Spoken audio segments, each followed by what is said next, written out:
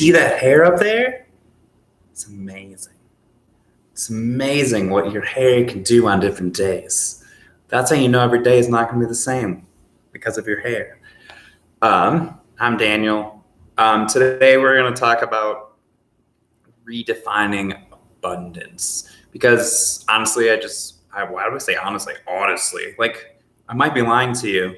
I might be lying to you about everything I say. You don't know. You don't know. But I was listening to a Bashar channeling about abundance. It's called the 5 ways of abundance or the 5 aspects of abundance. And I only listened to like the first 20 minutes so far. But it's something I've been processing deep in me, like defining abundance and what's abundant in life and what's success in life. Because obviously we've been told we've been told a complete lie about what abundance is and what life's really about, right? Like, I think of the old way of life, and no way was it wrong. My parents had this, at least my mom especially, is that you work, right? You go to school, you might even go to college back then, and then you work a job until they give you a pension, you save up, and then you retire, and then you follow your passions. So literally you sacrifice most of your life for that moment. Now, not everyone does that, and people probably kind of like their jobs, right? But no one's told to follow their passions to their best ability. Some people are, right? You're told to follow your dreams. It's like your parents will tell you to follow your dreams, but at the same time tell you like, hey, you got to pay the bills, right? So there's like this mixed messaging, as if you weren't following your highest excitement or passion to the best of your ability, you would always be supported. And being called to tell some of my stories, I went on a trip. I think it was like a 5-week road trip. I don't even remember. And I went through from Denver. I was living there all the way to Taos, down to Sedona, up to God. And then I went to Joshua Tree to a music festival. Then I drove up to Mount Shasta, I'm pretty sure. I went to a bunch of places in between. And then I went down to Monterey for a meditation retreat with Kyle Cease. And then I went somewhere else. I went to a bunch of places. But it's the point. That was a road trip. I had about $1,500 and I had to pay bills. So on a scale, most people probably spend $1,000 to go on a road, like a week-long vacation, right, with hotels. And I was with someone else, which helped gas and everything. So that was abundance, right? So first of all, abundance comes in different ways, right? According to Bashar, which I'm going to do this, is abundance money, right? Money's abundance.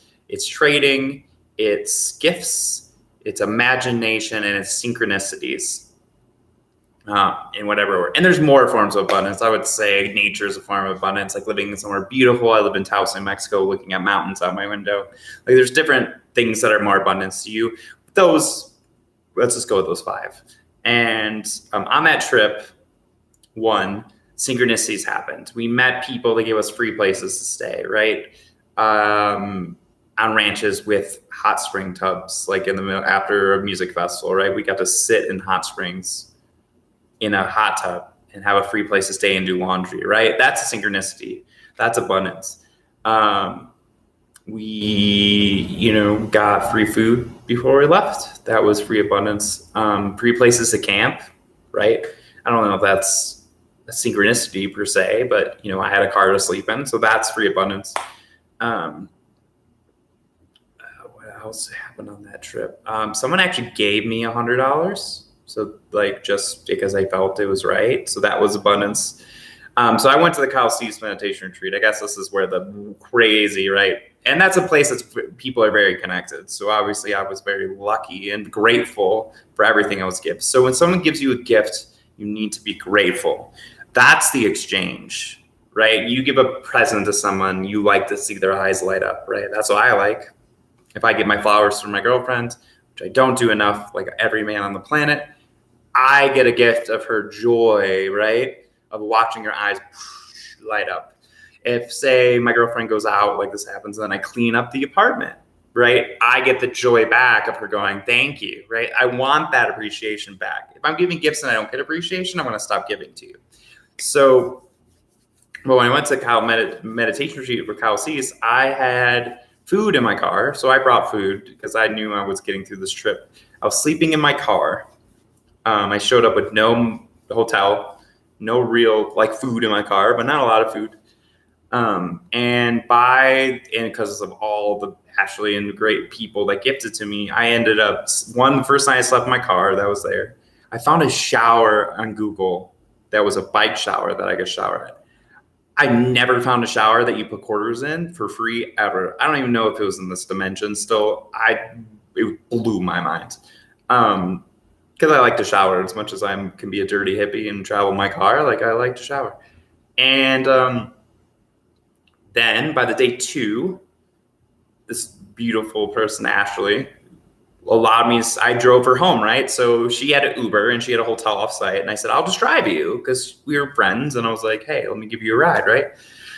And I wasn't expecting anything back. I knew where to sleep in my car and I knew where to shower, so I knew I was good. And she's like, "Well, why don't you just stay in the hotel?" And I was like, "Well, I don't have the money to pay for this." And that's just being truthful. I would rather sleep in my car at that point. And she's like, "No big deal. I'm paying for it anyways. I have 2 beds." And I'm like, "Well, I'll drive you each day." That could be considered a trade. I think it's also a gift. It's probably a combination of both, because me driving her back and forth is not worth the hotel, but it's probably close. It could be a $10, $15 Uber ride. I don't know, $10 if you tip well. And then, I'm doing that. And it was no big deal to me because I'm driving back and forth anyways. I had a car. So there's a trade, right? And when I got the money given to me, I was doing some kind of coaching, clown coaching that I do. And that's how I got an exchange there. If you're interested in that, channeling the cosmos, email me for sessions, do combination coaching and channeling. I'm not going to pitch forever. It came up in the moment. And yeah, so she wanted to give me $100. That was awesome. Which is crazy. That was a gift and maybe a trade. So it all kind of comes into these things. And then the people got food tickets. So at the place you got food tickets, and then they gave you a ticket. So people ended up eating out and not going to all the meals for whatever reason, right? And people bought these packs. So you bought every meal. So people had a bunch of extra tickets. And so I just got tickets given to people. Does anyone need a food ticket? And I was like, me, sure. And this is a gift, right? But I also was very appreciative when I got to eat. I was like, oh my God, I get to be in the place eating with you guys. This is so awesome. I didn't expect this. So again, the appreciation was to give back, right? I get to be there. But also they were going to give away those tickets. So they were going to throw them away. So in a way, I was helping, right? I was helping them use their money more wisely. Yes, I don't know. More, I was just receiving a gift. But all these things, food, I got free food and free lodging, per se. I guess I drove in some trading, and I got money. See, when you follow your highest excitement, even though you don't have the money, it works out. I actually went on this whole road trip. It ended kind of badly, to be honest, with some anchor, but that was perfect. I got home with $20 in my hand. In my account left. And I had an Uber job so I could make money. I per se don't want to do that all the time, but I think the story is you're going to be supportive following your highest excitement with many different things. And you follow that. And it doesn't mean that's your highest excitement to go travel. I'm not ever saying to do it. But if it is and you feel called to do it, don't let other things hold you back. Don't let the money in your bank account hold you back. I mean, don't leave with $2. You could. I've left my house in Colorado on a road trip with $200, and I was finding money on the ground. I was doing tarot card readings in San Francisco, making $50 to $100 a day through donations. And I was just asking for donations, and just people would give them to me. I started asking for $10 to $20. I learned what people are going to give, but that all happened. I got a job working at a festival, just running around. Crazy stuff happened. Even I went to Portland, and I was Ubering at the time, and they told me at the Uber place, I got my thing changed to Portland, and they're like, it's going to take a week. And I just stayed in a positive state. I was like, you know what? That's meant to be. Maybe I'm just most meant to rest and just hang out. App worked right away. So I was able to make work. So I was able to work in Portland. So yes, there's some planning and things work out, but you can follow it. I traveled the whole country for $16,000. And now I live in Taos, New Mexico. I came here on a whim. I moved here in 3 weeks because it was my highest excitement. And I got a job interview when I came here instantly, doing something I love, working with teenagers. We got a place given to us. I didn't have any income. So for me to come here, I had to have someone not check me, right? All these things in the way.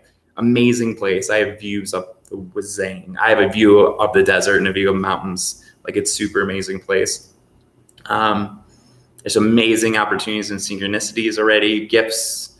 And actually was gifted a $2,800 from unemployment I didn't think I was going to get right before I left. So on the day I left to Taos University, I left. This is synchronicity, right? I left for Taos, moving here. I know it's all over the place, but these are crazy stories. Went to my friend's house. They're having a party for me before I left. My friend there was on unemployment. She told me how to do it. I had my computer. I took it out and I applied for it and got $2,800 the 2 days after I moved.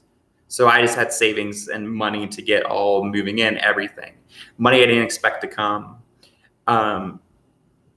That's how crazy it can get. And that's a form of abundance, right? Money is a form of abundance.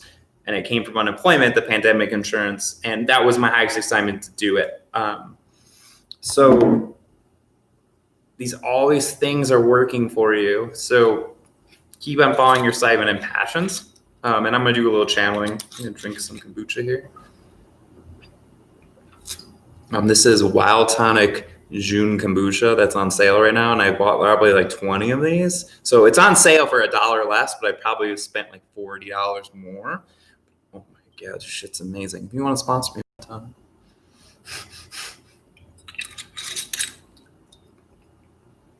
So I'm gonna go into channeling. I'm gonna bring in the Alturians. They're from Sirius star system or nebulous. I don't know. I'll have them talk. But they're alien beings. That's who I channel. I channel whatever wants to come through in the moment. I actually didn't know who was going to channel right now, but I'm going to do it.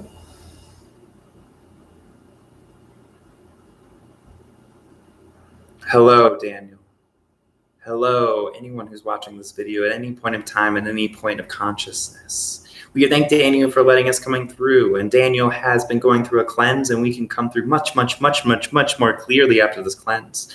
And this is what we're going to talk about today. Not a cleanse per se, where you poop out all your problems, but instead a consciousness of letting go. An idea that sometimes your abundance more is about letting go of the stuff that isn't serving you than doing things that do. However, following your highest excitement or highest passion will lead you to let go of things that aren't in your highest alignment. Relationships, jobs, activities, health, things you're eating. Because your highest excitement puts you in a state of being that lets these things, let's say, fall off. When you don't like your job, say you're at a company where you sit at a cubicle and you hate it, you will probably eat worse. You will probably spend money on things to go out and drink. You will probably do all these different things. You might be saving up for your 401k in the future, but your health will decline, your back will hurt, things will come up that will get you in the way. So we're answering one of Dan's questions about why people have extra money when they do not follow their high excitement. They may make extra money. They may have extra money in their bank account in a big house, but they are unhappy. They are not as excited to live as you. And we giggle at this idea that safety is better than living in excitement.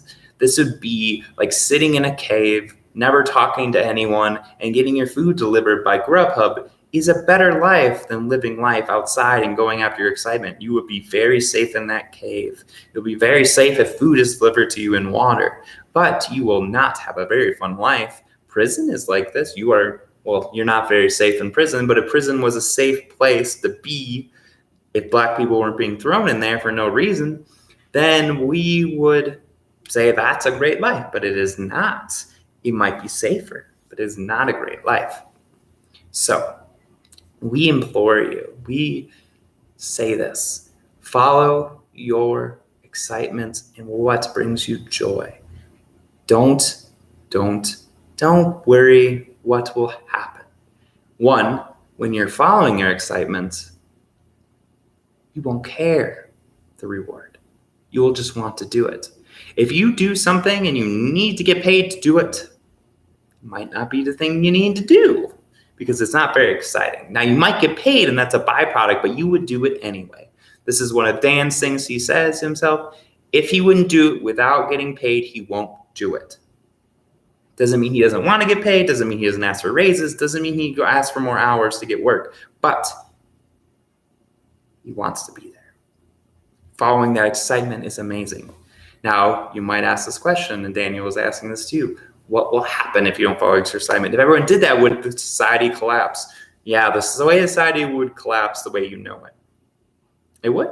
People would not be doing things they don't want to do. They wouldn't be doing that paperwork at work. You probably wouldn't have as many people working at McDonald's. You probably have a really hard time hiring people to work there, but then people would eat McDonald's. People would be applying for places they were excited to work.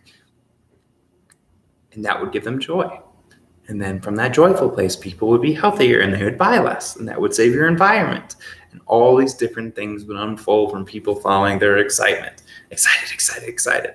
You feel the passion we're bringing through in this energy. And excitement's not this like, but it's just like, like this like, this feeling of bliss and joy. And every moment your excitement's going to differ. It might be going to a party. It might be staying home for a while. It's always going to look really, so it'll look disorganized. It's not going to look like the way your parents went. No. It's going to be like this. You're going to have 3 jobs in 6 years. It's okay. Breathe in, breathe out. Don't try to hold on to your parents' belief systems and live the way they lived, because it's not the same reality. It won't work. Follow your own. Follow your heart. Follow your gut. And follow your mind. We love you. Cool. I realize like at the top of my head, it's like off here, which is you're missing this. Missing this when you're not here.